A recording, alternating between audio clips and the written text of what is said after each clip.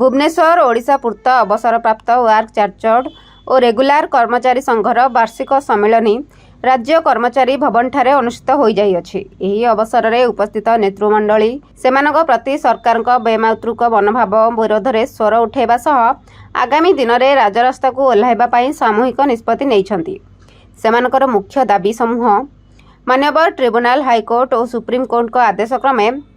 12/4/1993 तारीख पूर्व कार्यरत डीएलआर एनएमआर और ठिका कर्मचारी को खाली थिबा पदवी रे स्थायी नियुक्ति देबा निमंते अर्थ विभाग 15/5/1997 तारीख रे एक संख्या प्रणयन करिथिबार सरकार रो नजर अछि कि 15/5/1996 तारीख प्रणीत रेजोल्यूशन अनुजाई डीएलआर एनएमआर और ठिका कर्मचारी को शून्य पदवी रे स्थायी नियुक्ति देबा निमंते सरकार मान्यवर कोर्ट रे जेउ सत्यपाठ दाखल करथिले 1998 और 1999 मसीह 75% ग्रुप सी और ग्रुप डी सीरिक विभिन्न पदवी रे उच्छेद करी प्रणति रिजोल्यूशन और सत्यपाठ प्रति सरकार अवमानना करिसंती। रेजोल्यूशन प्रकाश हेबार 8 वर्ष पर डीएलआर कर्मचारी मानक पदक्रम तालिका घोषणा करा सरकार गुरुतर अवहेला सरकार रिजोल्यूशन अनुसार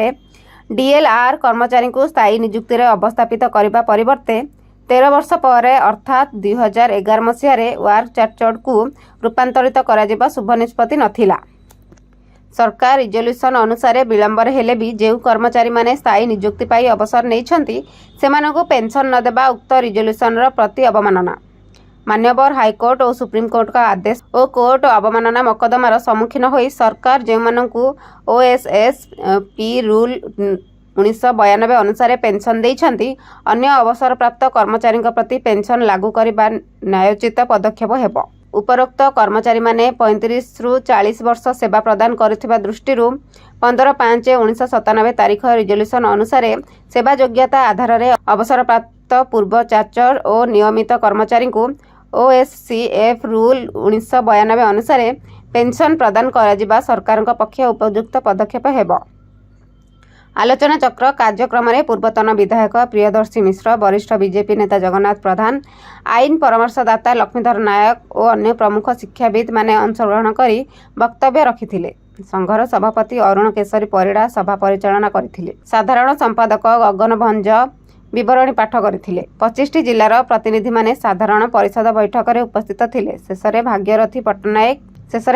पट्टनायक धन्यवाद अर्पण करथिले। सेमाने 3 वर्ष भीतर स्थायी नियुक्ति और पेंशन देवे बोली मान्यवर कोर्ट रे सेते बेले 30 वर्ष तले सत्यपाठ दाखल तापर निज रेजोल्यूशन को अवज्ञा करी स्थायी नियुक्ति बदल में समस्त को वर्क चार्ज रे चाकरी रूपांतरित कले। आमे कहया कथा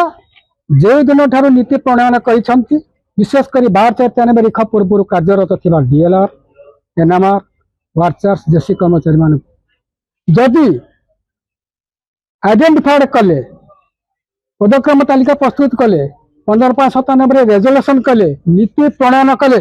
से नीति प्रणयन दिन ठारू क्वालिफाइंग सर्विस भावे सेवा चाकरी आधार रे स्थायी नियुक्ति काउंट करी ओसीएस पेंशन रूल 1992 अनुसार हमको पेंशन दिंतु नचेत आगामी दिन में आंदोलन तीव्र हम से अन्य कहीं मुख्यमंत्री निजे मोहन माझी दायी रही अच्छी अधिका हो पारे कि कम हो पारे मुझे कहीपर एक्जाक्ट कथा किंतु ये जो मैंने अच्छा